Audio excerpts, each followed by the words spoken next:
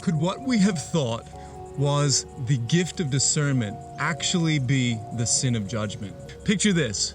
You're on a beach on a lovely day, and you see a man with a metal detector going up and down the beach, and his metal detector starts to beep uncontrollably. He reaches down and picks up a handful of something that is out of your sight. Curiously, you walk up to the man expecting that he had hit the mother lode. When you ask him what he'd found, he opens his hand just to show you a pile of dirt. You see, in the body of Christ, I believe that we've actually had a significantly warped view of the gift of discernment. If this was the dial on discernment, we could either have it on dirt or on gold. You know, Philippians chapter 1:10 says that we are to discern what is excellent. I believe that the primary function of discernment is actually to call the gold out in people and not the dirt. Unfortunately, I believe that the enemy has used the gift of discernment because primarily people have had their dials on looking for dirt.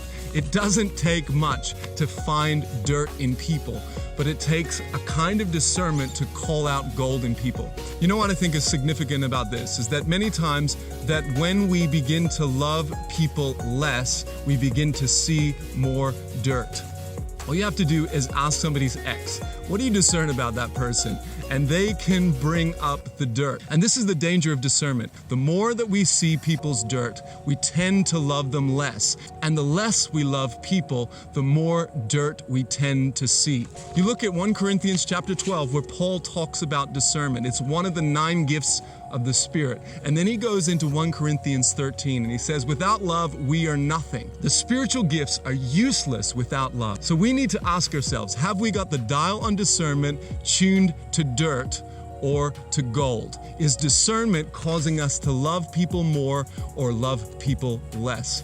I'm going to share more about that on Sunday and really unpack that. It's a big subject, but I want to encourage you that the reason for the gifts is to love.